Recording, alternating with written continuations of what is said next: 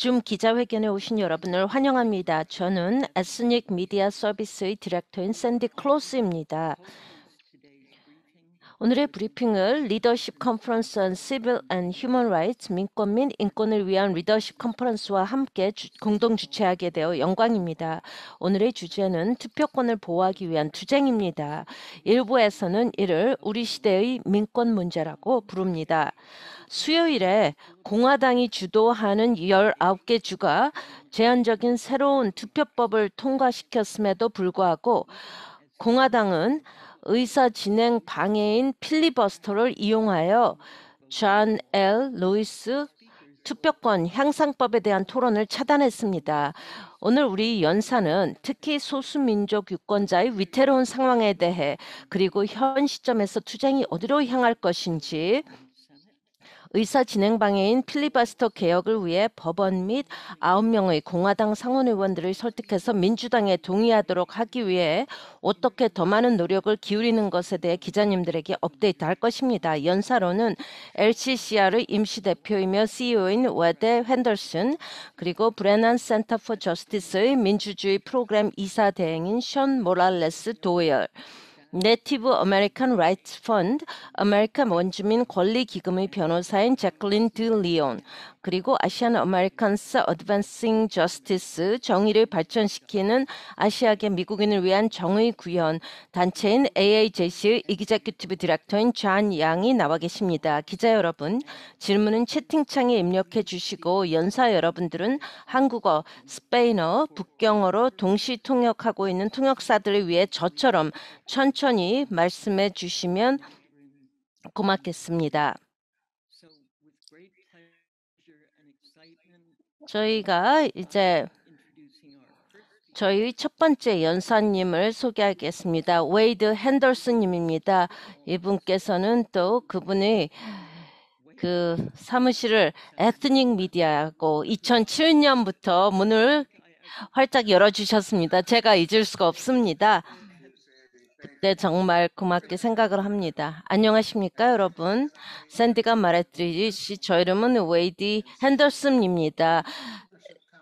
그 리더십 컨퍼런스 on Civil and Human Rights의 임시 대표이며 CEO입니다.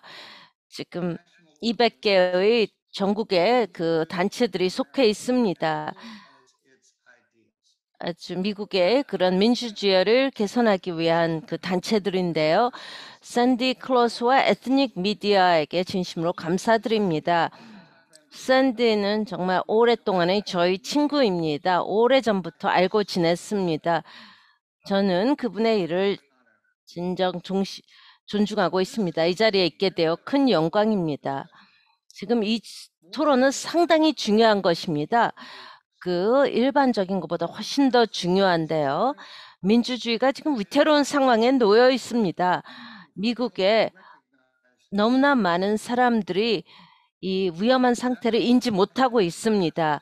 그래서 제가 존 루이스 그 투표권 향상법에 대해서 또 투표의 자유에 대해서 토론을 해야 된다고 생각을 합니다.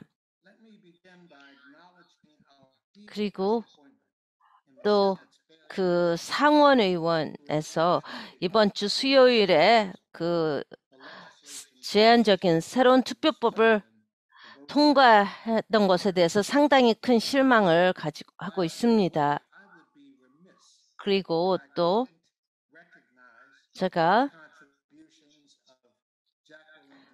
제클린 딜레이언 그 네이티브 아메리칸 라이츠 펀드에서 또 많이 기여를 해주셨습니다. 아메리칸 원주민들을 위한 것입니다. 그들이 없다면은 리사 머칼스키 알래스카주가 이런 법을 향상하는 것에 대한 노력을 못할 것입니다. 죄송합니다. 음질이 상당히 불량해서 통역하기가 어렵습니다. 이제 8년 4개월 11일에 되었습니다. 그 대법원에서 투표권 법을 그 민주주의에 반하는 그런 결정을 내린 내렸습니다. 죄송합니다. 통역을 해드릴 수가 없습니다. 그런 반투표권 법이 통과된 후에 또 이 민주주의가 크게 위험에 처했고 또 올해 1월 6일에 국회의사당 점거가 또 민주주의 투표권에 큰 문제를 야기시키고 있습니다. 또 트럼프 전 대통령은 계속 거짓말을 하고 있습니다. 그리고 1월부터 올해 11월까지 그 31개의 그런 법이 통과되었습니다. 투표권을 제한하는 법입니다. 그 이외에도 또 리더십 컨퍼런스에서는 32개의 또 아주 위태로운 그런 인종차별을 발표를 하였습니다. 지금 상원의원의 내서는 투표권을 다시 형상법을 다시 지켜야 합니다. 이 투표권에 대한 것은 항상 그 초당적인 지원을 받았습니다.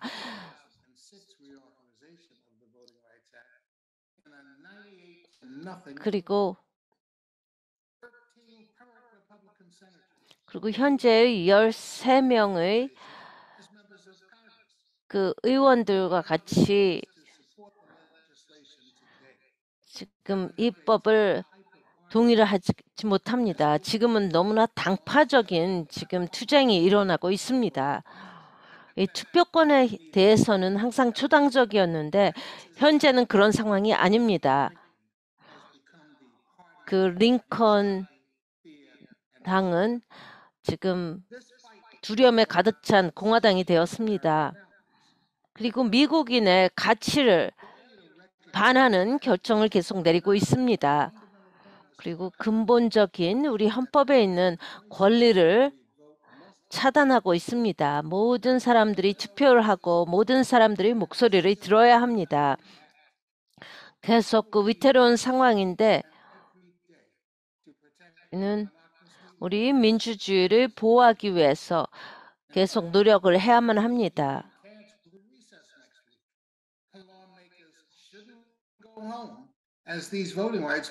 그리고 계속 말씀드립니다. 유권자들은 지금 투표할 수 있는 그런 권리가 계속 위태롭게 되고 있습니다. 저는 다른 패널리스트님들의 말씀을 지금 듣기를 기대하고 있습니다.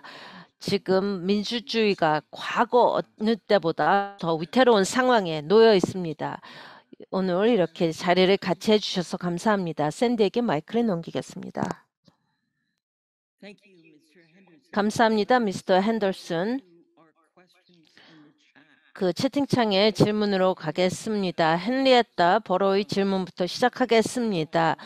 그 이스트 팔로알토 투데이의 기자님이십니다. 헨리에타 질문을 해주시겠습니까?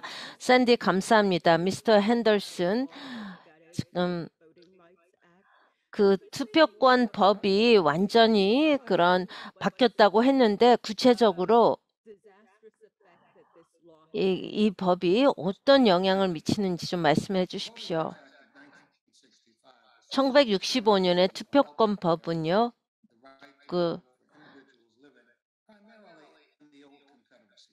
주로 남부주에 살던 13개의 남부주에 살던 사람들의 모든 사람들이 투표권을 보장하는 것입니다. 그 지역에서 차별이 너무나 심했기 때문입니다. 1965년 전에 그 14 헌법의 15번, 16번이 모든 지역에 있는 사람들에게 투표권을 행사하도록 보장을 했습니다. 하지만 투표권 억제법이 또 많이 나왔습니다. 그래서 1965년에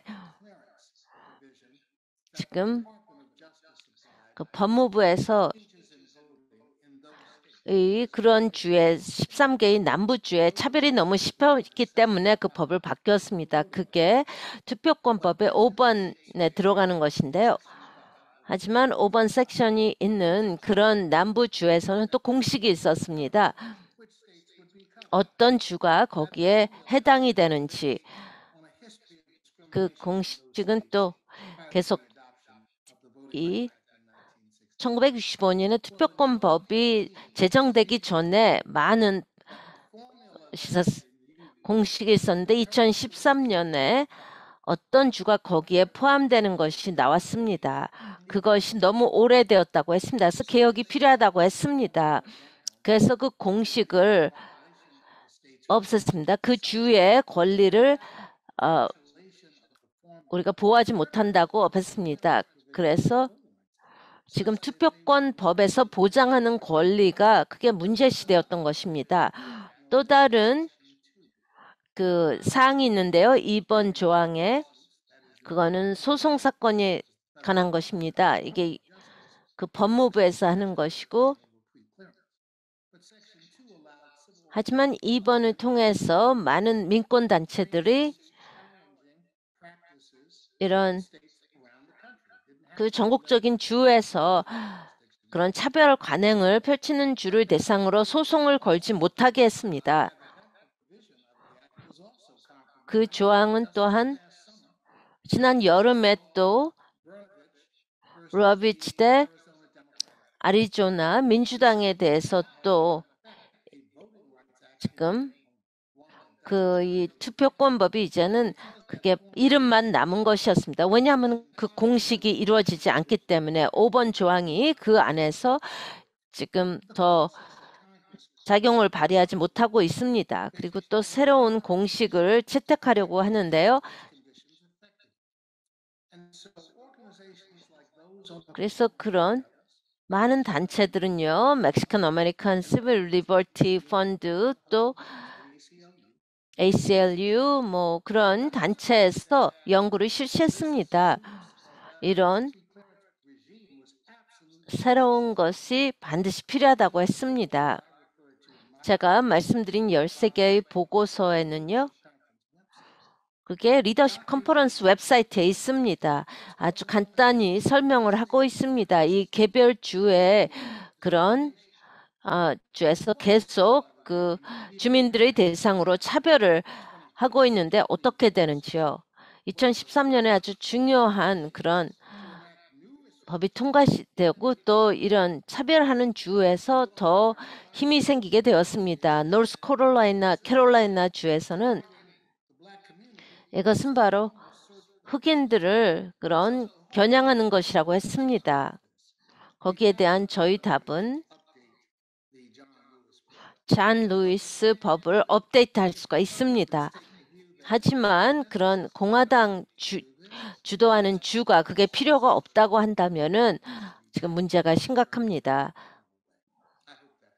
질문에 대한 답이 되었기를 바랍니다. 다른 또 질문이 있지만 제가 시간이 없는 관계로 다음 연사로 넘어가겠습니다. 그런 다음에 그 미스터 핸더슨에게 다시 질문을 드리도록 하겠습니다. 다음 연사는 션 모랄레스 도일입니다. 이분은 브레난 센터 포 저스티스의 민주주의 프로그램의 이사 대행이십니다. 말씀 시작해 주시기 바랍니다. 감사합니다. 감사합니다. 안녕하십니까 여러분? 샌디가 말했듯이 제 이름은 션 모랄레스 도일입니다. 저는 그런 브레난 센터에서 그 투표권법을 대상으로 일하고 있습니다. 저희가 대해서 간단히 소개한다면요. 저희는 뉴욕 법대와 연계되어 있습니다. 그리고 저희는 법과 정책 연구소입니다. 우리의 그런 민주주의 정의를 구현하기 위해서 여러 가지 방법으로 일을 하고 있는 단체입니다. 저는 그 투표권과 투표에 초점을 맞추고 있습니다. 샌디, 저를 초대해 주셔서 감사합니다. 그리고 또 이렇게 대화를 시작할 수 있도록 해서 감사합니다. 또 미스터 핸더슨이 제가 하려고 했던 많은 말을 이미 말씀을 해주셨습니다. 물론 미스터 핸더슨이 맞습니다. 우리는 아주 중요한 민주주의의 아주 위태로운 상황에 놓여 있습니다. 저희는 전례 없는 그런 민주주의의 공격을 받고 있습니다. 우리가 이미 그것을 좀 뒤늦죠. 1월 6일 올해 1월 6일에 봤습니다. 실질적인 공격이었습니다. 그리고 민주주의가 이렇게 큰 협박을 받고 있습니다. 많은 사람들이 그걸 기대를 못했던 것입니다. 그리고 그런 국회공사당 점거는 또 계속 그 투표가 허위 투표였다. 그리고 그런 거짓말이 계속 나가고 있습니다. 그러면서 이런 법을 계속 제안하고 있는 것입니다. 그런 거짓말이 또 같은 거짓말이 통해서 이런 제한 그 투표법을 계속 그 뒷받침하고 있는 것입니다. 우리가 지금 1월 6일에 다 그걸 공격을 받습니다. 민주주의에 대한 공격, 또 투표권에 대한 공격이었습니다. 우리는 이런 모든 그런 법을 다 투표권과 관계되는 것을 계속 추적하고 있습니다. 미국 전역에 걸쳐서요. 올해 이미 19개 주가에서 33개의 그런 투표권을 제한하는 법을 통과했습니다. 그거는 플로리다주, 조지아주, 텍사스주, 아이오와주, 우리가 지금 아주 그 괴물 투표권 억제법이라고 하는 것입니다. 여기에 엄청나게 많은 제한이 지금 생겼습니다. 이제는 또 저희가 이 지금 선거구역 재조정을 하는데요. 그러면서 이 그 소수 민족들의 힘을 약화시키는 것을 또 보고 있습니다. 저희는 또 소수민족과 백인들의 그런 그 차이가 계속 나오고 있습니다. 이게 어떤 경우에는 25년 전보다 비교해서 훨씬 더 심한데요.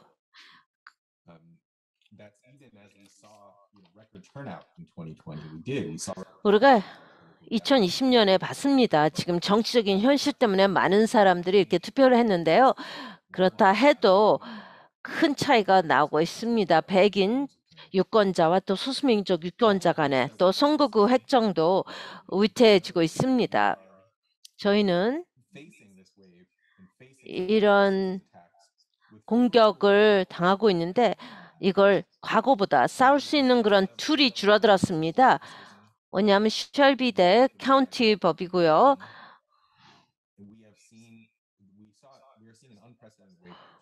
그리고 또 많은 그런 투표권 제한법이 있었는데요.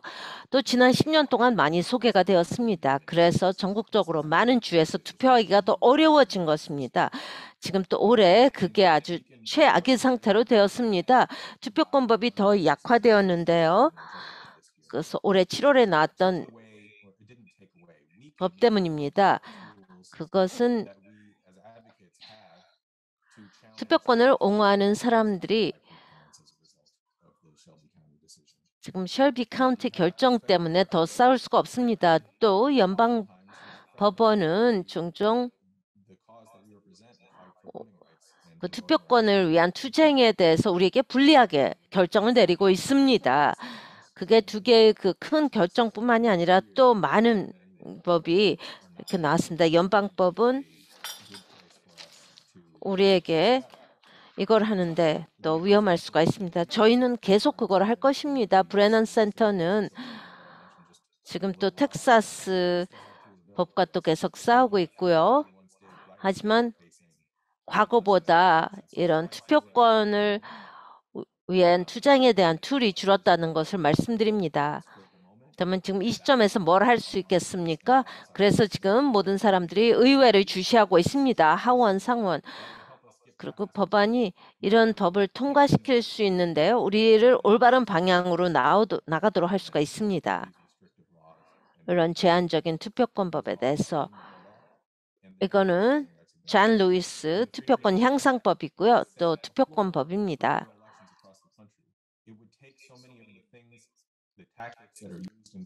그래서 이 주에서 투표를 더 어렵게 만드는 것을 할 것입니다. 바로 그 감옥에서 나오면 투표를 할 수 있어야 됩니다. 투표 등록을 쉽게 할 수 있어야 됩니다. 그 21세기 민주주의에 적합한 투표권법이 통과되어야만 합니다. 그럼 이런 제한사항을 좀 없애겠지만 1965년에 통과된 그 법에는 이런 조항이 들어 있습니다. 왜냐하면은 1965년에 의회와 그런 대통령이 차별을 계속 직시를 했습니다. 그래서 유색인종의 그런 차별을 할 경우에요, 주정부에서는 또 다른 방법으로 계속 싸우고 있습니다. 그들의 또 주정부는 그 일부인들이 투표하는 것을 어렵게 하도록 계속 주시를 하고 있습니다. 그래서 잔 루이스 투표권 향상법을 반드시 통과를 해야 됩니다.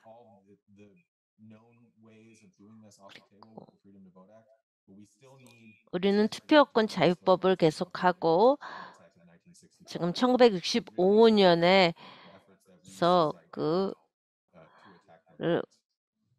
지금 공격을 받고 있는 투표권을 우리가 향상시키도록 해야만 합니다. 미스터 도일에게 질문이 있는데요. 피터 와이트, 테네시 트리뷴의 피터 와이트이 질문하겠습니다. 질문해 주시죠.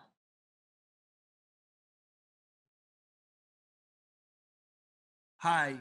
Yeah, today there's supposed to be a vote on Biden's 오늘 이 두 개의 법안에 대한 그 투표가 있는데요. 근데 이 두 개의 투표법이 오늘 이렇게 나와 있는 것 같지 않습니다. 그렇다면은 워싱턴의 정치인들로부터 이 두 개의 투표 법안에 대해서 투표하도록 뭘 우리가 기대할 수 있겠습니까? 말씀하십시오.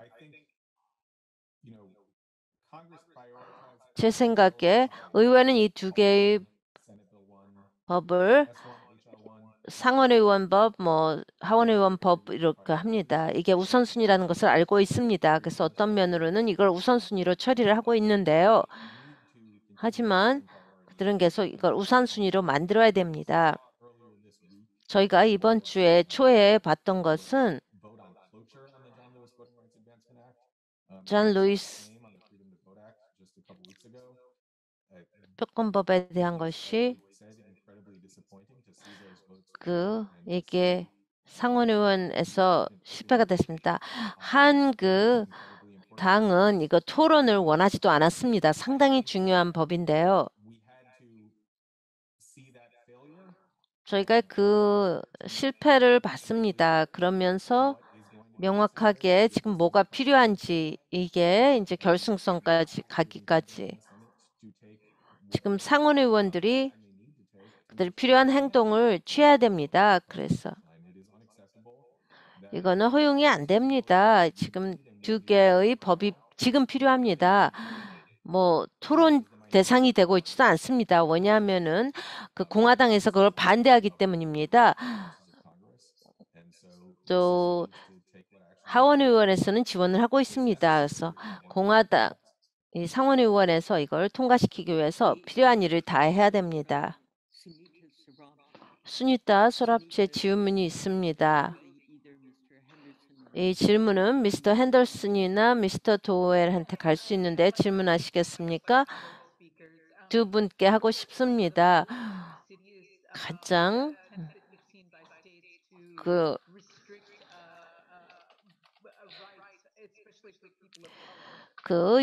소수민족의 투표를 막도록 그 남부주에서 차별주에서 아주 규활하게 한 그런 한 방법이 뭔지 한번 말씀해 보십시오. 많은 사례가 있는데 제가 하나만 보겠습니다. 지금 대법원에서 2013년에 이런 결정을 내렸습니다. 그리고 이 투표권법에 대해서 하는데 텍사스주 파사디나의 한 예를 말씀드리겠습니다. 파사디나는 아주 조그만 성장하는 타운입니다. 라틴계 인구가 계속 증가하고 있습니다. 이 2010년 인구 조사를 본다면요. 그 중에서 그리고 또 2020 20년과 비교를 하면은 라틴계 유권자가 크게 성장을 했습니다. 지금 이 완전히 그 공평한 절차를 사용한다면은 1인당 1표를 한 표를 하게 되면은 이게 크게 바뀔 텐데요. 근데 시장이 이 시정부를 바꿨습니다. 시장이 8개의 그런 시로 나누었습니다. 그러면서 시의원의 숫자를 8명에서 6명으로 바꾸고 그런 그 투표 등록에 따라서 했습니다. 그리고 2명 계속 그 백인들만이 항상 그 주도하게 되는 것입니다. 라틴계들이 그런 공평한 대표권을 가질 수가 없게 이걸 나눴습니다. 투표권법에 된 것은 이 전에는 프리클리어런스에서는 그게 불가능했습니다. 하지만 그 프리클리어런스가 같기 때문에 그 이 조항 때문에요. 그 멕시칸 아메리칸 리걸 디펜스 펀드라든지 아니면 다른 단체에서 그 파사디나의 라틴계를 대상으로 소송을 했습니다. 그래서 그것이 헌법의 14번, 15번을 위반한 것이었습니다. 그리고 연방 정부에서 하지만 이 단체에서 이 소송을 제기했습니다. 비용이 상당히 많이 드는 것이죠. 그 라틴계의 투표권을 보호하기 위한 것이었습니다.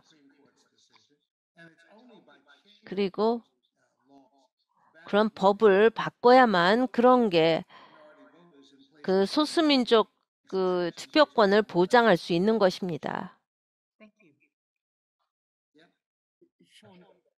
Go ahead.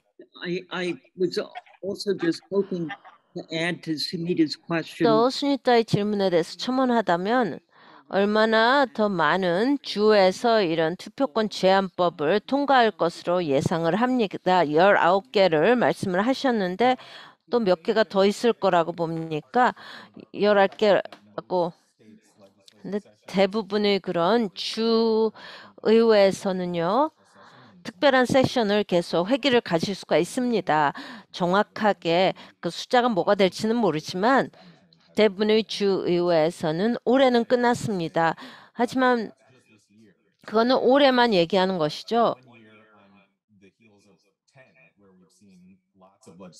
또 1년 내에 그 투표권에 대한 억제가 상당히 많이 있었습니다. 저희 생각에는 그 의회에서 상원의원, 하원에서 뭘 하기 전까지는 계속 이 추이가 계속될 것으로 예상됩니다. 또 이게 실질적으로 어떻게 되는지 또 더 많은 사례가 있습니다. 저희가 자주 듣는 사례는요. 그 쉘비 카운티입니다. 텍사스주에 그 보토 신분 유권자 신분증 법이 있었는데요. 쉘비 카운티가 나오자마자 그 텍사스에서 저희가 그 투표권 신분법을 다시 집어넣겠다 했습니다. 그것은 또 권총을 그 투표장에 갖고 갈 수가 있습니다. 신분증. 하지만 뭐 텍사스 주의 그 학생증은 또 받아들이지 않는다는 것입니다. 그게 이제 나왔던 것인데요. 텍사스 주에서 브레넌 센터와 또 다른 주에서 그거를 수백만들을 벌여서 이걸 싸웠습니다. 그런 법을 중단하도록 약간 중단이 되었는데 텍사스 주에서 또 새로운 그런 투표권 신분증 법을 또 하지만 또 노스캐롤라이나 주에도 있습니다.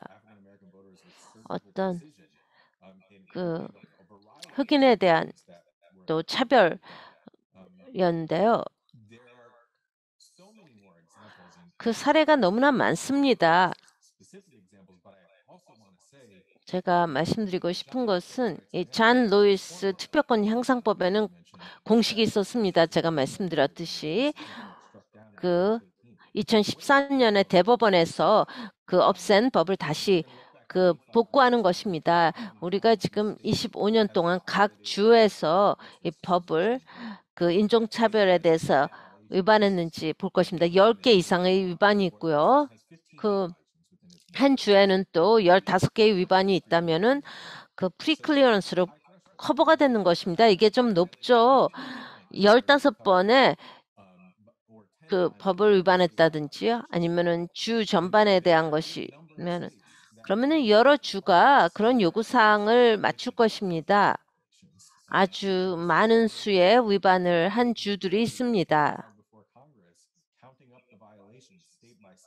그 주별로 위반 사항을 봤는데요. 이 2019년에 포함되는 그 주에 143개의 위반 활동이 있었습니다. 지난 15년 동안. 이것은 뭐 그냥 여기저기서 차별하는 것이 아니라 이것은 꾸준하게 반복적으로 인종차별을 한 주입니다. 그렇기 때문에 프리클리어런스 조항이 반드시 필요한 것입니다.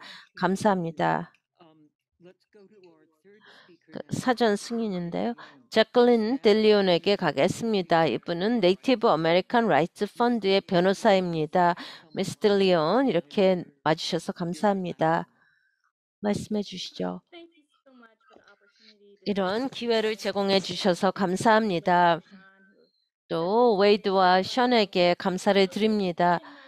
저는 저의 말을 발표 내용을 계속 바꾸었습니다. 제 이름은 제클린 델리온이었고요. 저는 그 파블로 일원이고 네이티브 아메리칸 라이츠 펀드 NARF라고 알려진 것입니다. 이게 미국에서 가장 큰 그런 아메리카 원주민 권리를 향상하기 위한 것입니다. 지난 50년 동안 또 그들의 투표권을 위해서 투쟁했습니다. 제가 지금 그 보도되지 않는 스토리디스에 대해서 말씀드리겠습니다. 그 인디안 아메리칸 원주민 지역입니다. 지금 그런 보호구역에서 투표하기가 상당히 어렵습니다. 거기서는 그 투표를 직접 하기가 어렵고요. 100마일 이상 그 포장되지 않은 비포장 도로를 운전해서 가야 되고요. 또 몬타나에는요, 이 조항 그 수장 후에 그 2014년에 그 70%의 투표율에서 30%로 크게 떨어졌습니다. 그래서 투표권이 공평한 기회가 아메리칸 원주민에게 주어지지 않습니다. 또 많은 지역에는 주소가 없습니다. 그래서 우편 주소를 받지 못하고요. 또 우체국도 상당히 그런 우체국 서비스가 상당히 낮습니다. 그렇기 때문에 투표하기가 상당히 어렵습니다. 또 우편 투표를 하기가 어렵고 어떤 경우에는 또 불가능합니다. 다른 미국인들은 좀 잘 모르는 것이죠.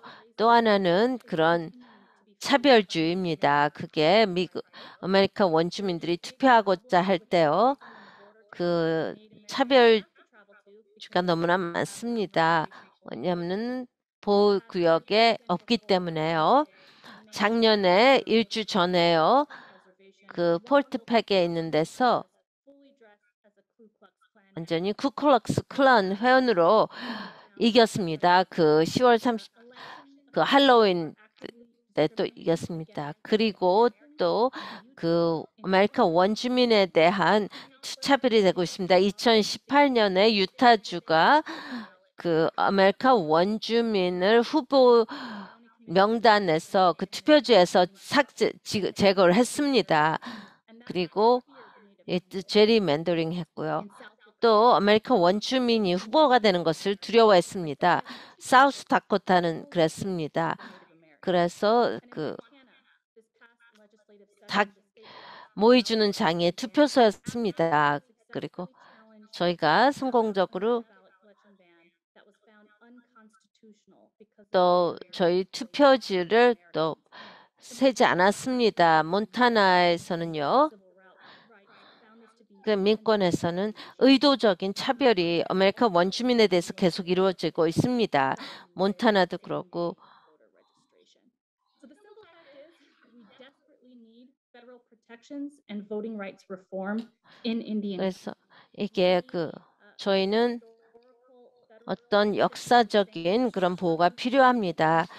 1965년 후에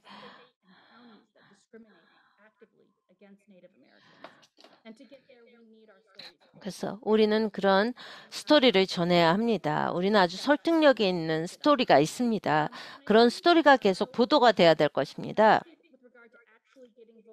실제 투표법이 이제 개혁되기 위해서 지금 다 똑같지 않다는 걸 알아야 됩니다. 네.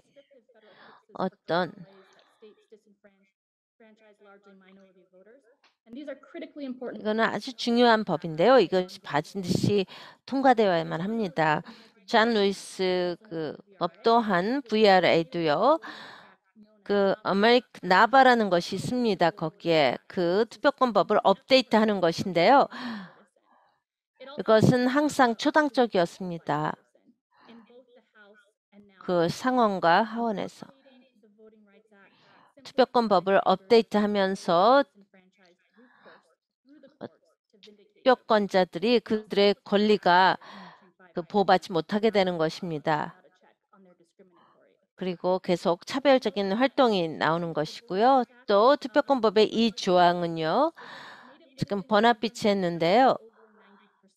지금 그전까지는 투장을 했을 때 항상 승소를 했습니다. 그전까지는 대법원에서 2조항, 5조항을 계속 위협하고 있습니다. 아메리카 원주민들이 투표권을 보호받아야 되는데요. 나바도 그렇습니다. 그래서 보호구역 투표소가 필요합니다. 맥칼스프 상원의원이 이런 투표권법을 업데이트하는데 노력하겠다고 했습니다. 또 아메리카 원주민들 그런 노력에 감사를 드립니다. 맥카스피 상원의원은 여러분도 아시다시피 아메리카 원주민들이 그분의 사람 그걸 2010년에 우리가 투표소에 눈이 났는데도 운전해 갔습니다. 그래서 그들의 그런 표를 쳤습니다. 맥칼리스크는요. 네이티브 알래스카 원주민들을 보호하고 있습니다. 그리고 그것은 투표권법은 당파적이어서는 안 됩니다. 그리고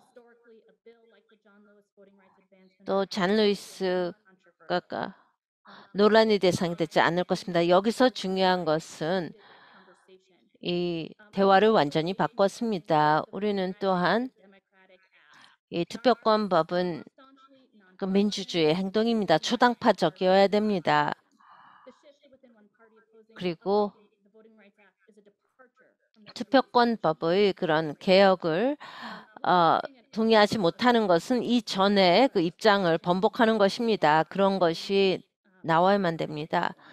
저희는 투표권법의 개혁이 이런 차별을 막기 위해서 반드시 필요한 것입니다. 우리 스토리가 지금 전해져야 됩니다. 아리조나주에서 원주민들이 스니마 상원의원에 대해서 무슨 활동을 했습니까? 이분은 네이티브 유권자들의 원주민 유권자들의 말씀을 들어야 됩니다. 원주민 유권자들의 그런 투표율이 아리조나에서 높았습니다. 타주에 비해서 높은데요. 그것은 아리조나주의 원주민 유권자들이 지금 카운티에서 그런 조기 그런 투표 장소를 준비 안 했습니다. 보호구역의 투표 장소를 만드는데 수십만 달러를 썼습니다. 거기에 그 위치에서는 안 된다고 했습니다. 세니마 상원의원이 책임 있습니다.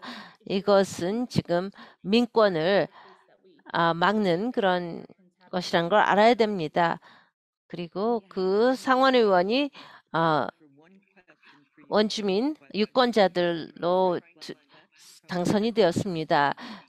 그걸 잊어서는 안 될 것입니다. 프랭크 질문을 해주시죠. 감사합니다. 이렇게 와주셔서 감사합니다. 지금 알래스카라든지 나바오라든지 타코다에 있는 원주민들의 대상으로 문제가 많습니다. 가장 어떤 식으로 그런 유권자 연령층이 좀 어떻게 해야 되겠습니까? 그냥 투표소만 늘리면 될 것 같습니까? 그 연령층은요, 그 지역사회마다 좀 다른데요. 정말 특히 나이 든 유권자들은 투표를 할 수 없다고 했습니다. 미국의 그런 아메리칸 원주민이라고. 그리고 또 정신적으로 투표를 할 수 없다고 했습니다. 그래서 나이 든 원주민들은 투표를 하지 않습니다. 왜냐하면은 그 시스템은 그들을 위한 것이 아니라 또 투표를 할 수 없다습니다. 하지만 젊은 세대는 또 인디안 지역에서 있는데 또 젊은 층간에 이제 투표를 하자는 그런 운동이 지금 제기되고 있습니다. 그래서 투표율을 높이기 위해서 상당히 노력하고 있습니다. 그 인디안 보호구역에는 제도적이면서 또 그 차별이 구조적인 것입니다. 그 차별을 막는 것입니다. 하나는 그 비포장 도로가 너무 많고요. 또 투표소가 너무나 멀고요. 그래서 그 투표소를 그런 유권자들이 사는 지역에 해야 된다라는 것을 그런 연방정부의 명령이 필요한 것입니다. 그것은 지금 연방정부에서 그걸 의무화해야 되고요. 또 BRA가 다시 재개가 돼서 그런 적극적인 차별 활동이 나오면 우리가 소송을 제기할 수 있어야 됩니다. 그리고 또 투표를 할 수 있는 자유 있어서 그 소수민족 유권자들에 대한 차별 행위를 막기 위해서 그 작업을 해야만 합니다. 이제 잔씨 양에게 가겠습니다. 그분은 Asian Americans Advancing Justice AAJC의 이기제큐티브 디렉터입니다. 또다시 와주셔서 감사합니다. 감사합니다. 같이 있게 되어 기쁩니다. 이제는 에트닉 미디어가 이제 친구인데요. 또 제클린과 날프하고 또 많은 아메리카 원주민 그런 단체에서 작업한 것에 대해서 감사를 드립니다. 지금 지역사회가 같이 하나로 뭉치면 어떤 일이 가능할까를 보여주는 것입니다. 퍼센트를 볼 때 우리가 적더라도 우리는 변화를 가져올 수가 있습니다. 그래서 열심히 해준 것에 대해서 감사를 드립니다. 또 어떤 우리 그런 빅토리도 좀 생각을 해야 됩니다. 제 이름은 존 양이고요. 저는 Asian Americans Advancing Justice AAJC의 그런 이기제큐티브 디렉터입니다.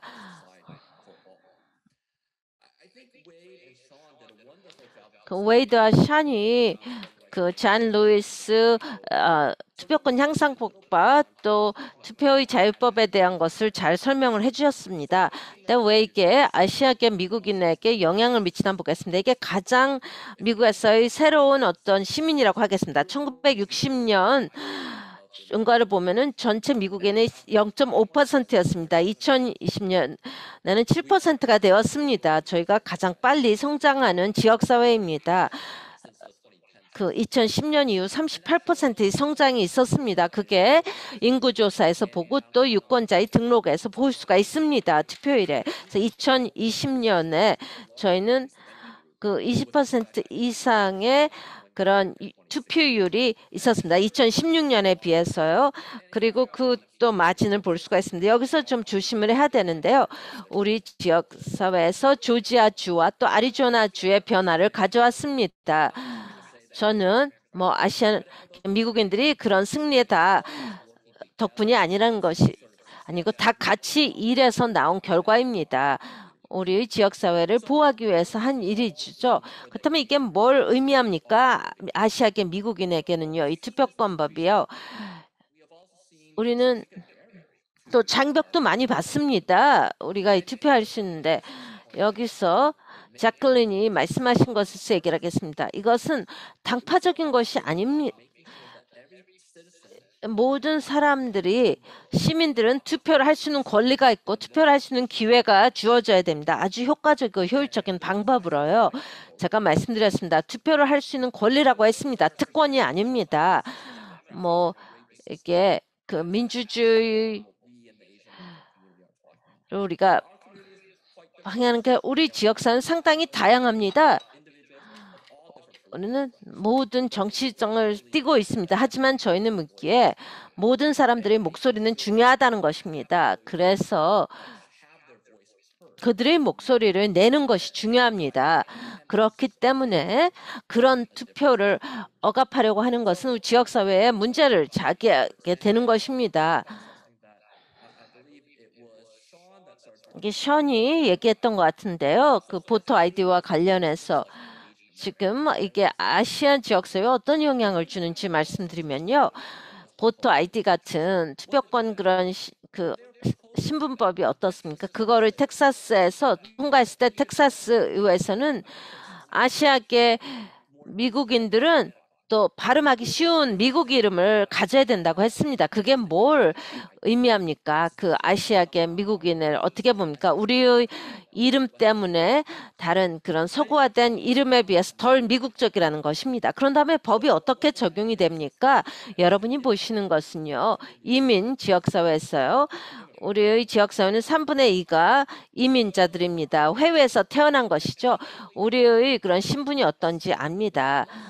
그리고 여러분이 어떤 서부식 그런 성이 없다면요. 우리는 우리의 이름을 정확하게 뭐 소셜 시큐리티 번호라든지 여권 같은데 또 뭐 운전면허에 할 때 항상 일관적이지 않습니다.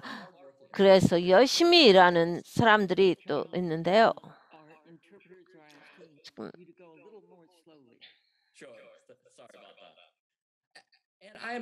그래서 저는 그 이런 행정 직원들이 뭐 아주 나쁜 일을 하려고 한다는 게 아니고요. 이름이 약간 그들에게 생소하게 들리기 때문에 그들은 그것을 일관적인 방법으로 기록을 하지 않습니다. 그래서 투표소에서 어떤 일이 납니까? 신분증을 하다 보면은 사람들이 그게 완전히 똑같이 일치가 안 됩니다. 그리고 또 누군가를 이제 이민인들을 또 제외하고자 할 때 그 반드시 제외할 것입니다. 여기에 하나의 신분증에는 뭐 2가 있고 다른 신분증에는 2가 없어서 이게 그 사람을 투표하는 것을 막는 것입니다. 그게 하나의 사례고요. 이 법이 그렇게 차별하는 것입니다. 아시아계 미국인들요. 또 두 번째 사례를 본다면요. 이것은 그 투표를 하는 자유법인데요. 우편 투표입니다. 2020년 투표를 볼 때요. 그 저희 지역사회에서 한 설문조사에 의하면은 저희 지역사회 64%가 우편 투표를 선호했습니다. 그리고 일부는 좀 이해할 만하죠. 만일 영어가 좀 부족한 경우에는 조금 더 시간이 필요합니다. 그리고 그 투표소에서 그 줄이 기다리는 것을 원치 않겠죠. 그래서 집에서 우편 투표를 받아서 그 자료를 읽고 그걸 확실히 집에서 편하게 그걸 공부하는 것이 말이 되죠. 이것은 또 실제도 그렇습니다. 조지아주에서는요. 아시아 인구의 그런 40%가 우편 투표를 했습니다.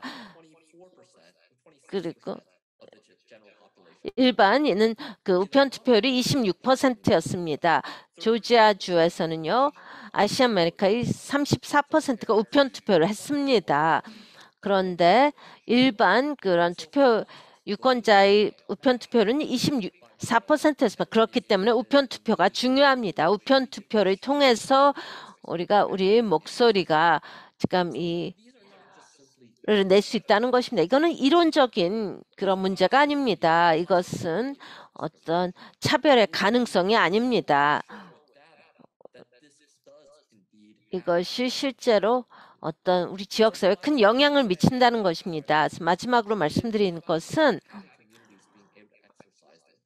그 목소리를 낼 수 있는 권리입니다. 또 그들은 그 이민 신분 때문에 아니면은 그들이 영어를 완벽하게 못해서 차별을 받아서는 안 됩니다. 아니면은 그들은 또 사회 경제적인 위치가 안 좋아서 오전 9시에서 오후 5시까지 투표를 못할 수가 있습니다. 투표의 자유법도 존 루이스 투표권 향상법은 저희 지역사회에 상당히 중요합니다. 감사합니다. 이 채팅창의 질문으로 제가 각각의 연사님들에게 하나의 중요한 질문에 답을 하도록 부탁드리겠습니다. 그것은 우리 어떤 전략, 계획을 세워야 할까요? 이 상원의원에서 계속한다면 어떻게 하겠습니까? 지금 웨이드가 말했듯이 이런 위태로운 상황을 어떻게 벗어날 수가 있겠습니까? 그래서 투표권을 보장할 수 있겠습니까? 보호하고 보장할 수 있겠습니까? 그리고 또 웨이드에게 그 필리버스터에 관한 것인지 의사 진행 방해 그리고 어떤 식으로 사람들을 또 교육시킨지 이것은 초당파적인 것이라고 합니다. 너무나 많은 질문이 있습니다. 이거는 투표권을 어떤 식으로 보호하냐 하는 것입니다. 지금 상원에서 공화당 상원의원들이 이런 것을 반대하고 있습니다. 우리 대체적인 계획은 뭐가 되겠습니까? 미스터 핸더슨부터 시작을 하십시오. 좋은 질문입니다. 그 실패를 우리가 할 수가 없습니다. 그것은 우리 선택이 아닙니다. 지금 주의회 의원들이 계속 그런 투표권을 억압하기 위해서 지금 노력하고 있습니다. 선거구 획정이 계속 일어나고 있고 또 제리맨더링이 일어나고 있습니다. 그래서 그런 유색 그 소수민족이 있는 지역에서 이게 나눠지고 있습니다. 의회에서는 계속하고 있습니다. 이거 계속할 뿐만이 아니라 더 가속하고 있습니다. 정치적인 상황이 이걸 시작한 것입니다. 저희 견해는 그래서 지금 공화당에서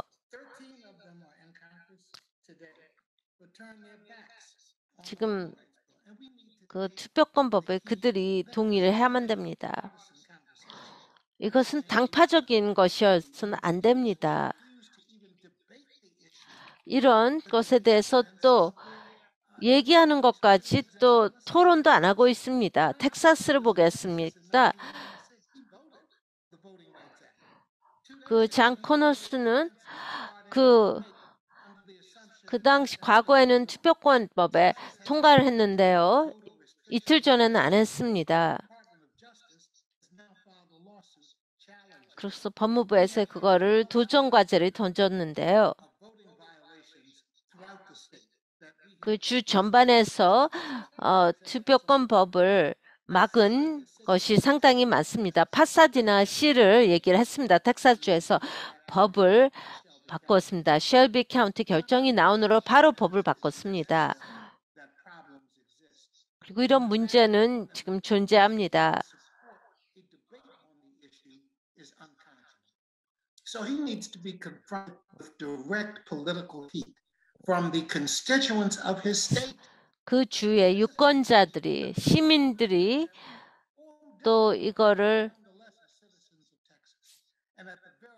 싸워야 됩니다. 텍사스 주의 주민들이 이걸 계속 주장을 해야 됩니다. 또 텍사스 주에 또 그런 지역의 그룹이 있습니다. 그는 또 주지사하고 만나는 것도 또 반대를 했습니다. 그래서 그런 주민과 만나서 그 투표권에 대해서 얘기하는 것도 거부를 했다는 것이 보도에 나가야 됩니다. 하지만 저희가 잊어서는 안 될 게 저는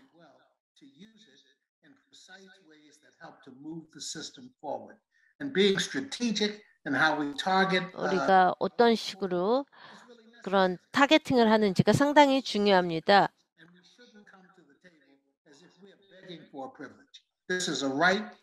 우리는 어떤 특권을 그런 구걸하는 것이 아닙니다. 우리에게 주어진 헌법상의 권리를 주장하는 것입니다. 투표권. 존 양의 전략은 어떻습니까?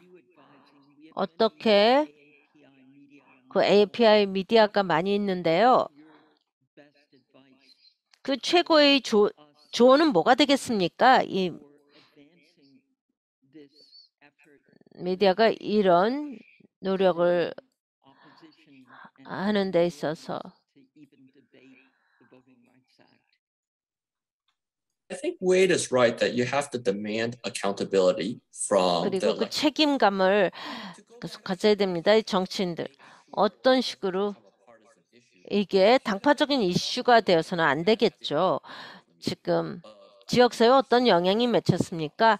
이런 제한된 투표 정책 때문에요. 뭐 누가 이걸 통과되냐, 뭐 공화당원들이 통과되고 뭐 보수주의가 통과하는 것보다 이 정책이 이거를 지금 우리가 수정하고자 합니다. 그리고 우리 지역사회에서 이런 영향이 있었습니다. 우리 지역사회인들이 문제가 있습니다. 아, 이게 문제다라고 생각해야 됩니다. 누구 덕분에 이런 문제가 발생했는지. 하지만 우리가 이런 식으로 이거를 수정할 수 있는 방법이 이거라고 알리는 것입니다.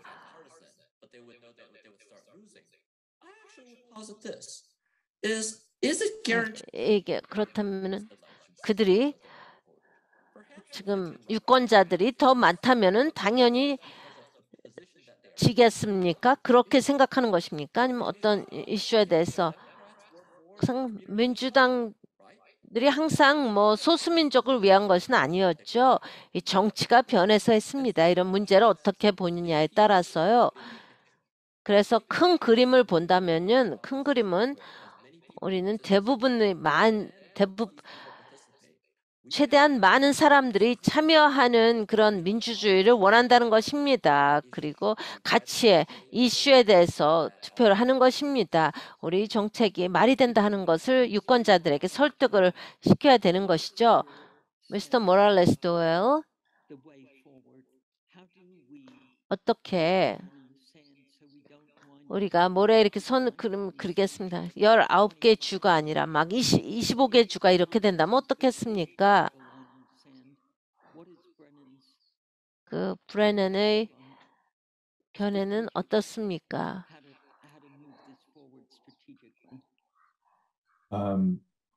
So, first of all, I want to second what Wade said. That failure 우선 and 웨이드가 한 말에 동의를 합니다. 실패가 우리 선택이 될 수가 없습니다. 그리고 의회가 계속 얘기를 들어야 됩니다.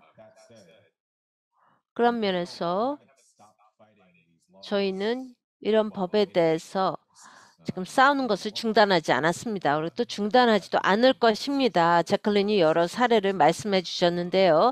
이주안과 관련된 소송, 저희는 현재 또 텍사스 주에 대해서 상원법 그 1번에 대해서 또 다른 동료들이 다른 주를 대상으로 소송을 제기한다고 알고 있습니다. 그리고 또 법무부에서 조지아주도 소송을 제기하고 있습니다. 우리에게 제한된 그런 툴을 사용을 할 것입니다. 그리고 우리는 더 많이 필요합니다. 이런 툴이. job done that we will give up. We've been fighting this fight for 우리는 계속 이것을 we and our predecessors have been fighting this fight for decades and will continue to. 그 수십 년 동안 싸워왔습니다. Really critical moment we are. 이것은 아주 중요한 순간입니다. 우리 과거 어느 때보다 중요한 순간인데요. 우리가 여기서 계속 소송을 한다 해서 그 소송하는 것 외에 우리는 또 여기에 대한 것을 좀 바꿔야 됩니다. 저희가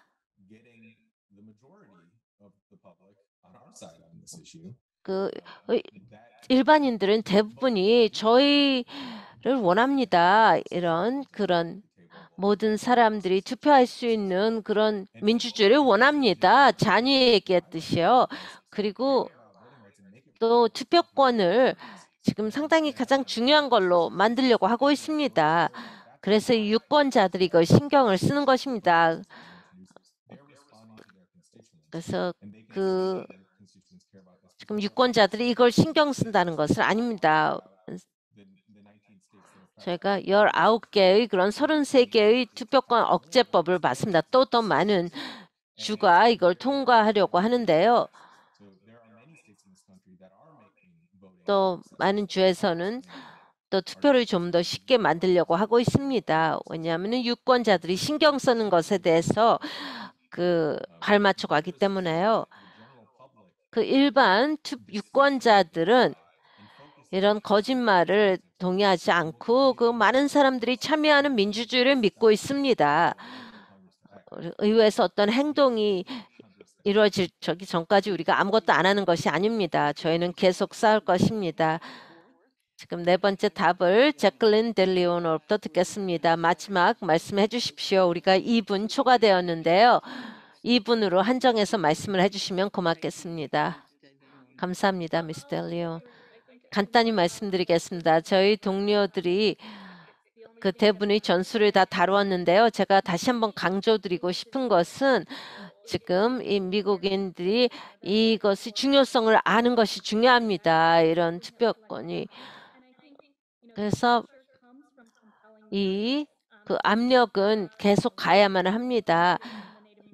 저희는 또 지금 현재 그 투표 유권자들을 차별하는 게 있습니다. 또 인종차별이 계속 이루어지고 있는데요. 미국 그 원주민의 대상에서요.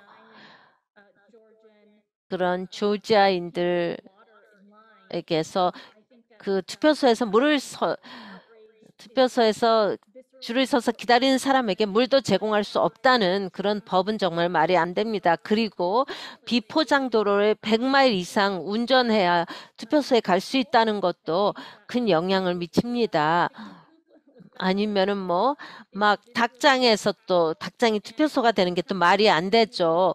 또 카운티 직원이 또 원주민 후보의 이름을 또 빼는 것은 또 말이 안 됩니다. 그리고 이것은 미국 시민들을 보호하는 것입니다. 이런 인종차별 행위로부터요. 그리고 그들이 미국 정치제도에 참여하는 권리를 제공하는 것입니다. 우리가 민권주의자로서 또 미국의 그런 민주주의를 수호해야 할 책임이 있습니다. 네 분의 연사님들께 감사드립니다.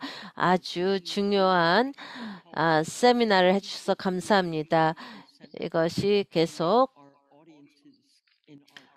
또 우리 그런 어디언스가 계속 중요한 정보를 제공해 주었습니다. 많은 영감을 주고 또 우리가 어떤 식으로 얼마나 자주 보도를 하는데 또 신경을 써야 될 것입니다. 지금 이 주제에 대해서 미스 델레인이 말씀을 했습니다. 이게 중요한 민권의 문제입니다. 대단히 감사합니다.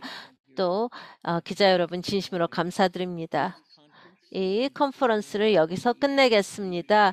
리더십 컨퍼런스를 대신해서 또 에트닉 미디어 서비스를 대신해서 인사를 드립니다. 안녕히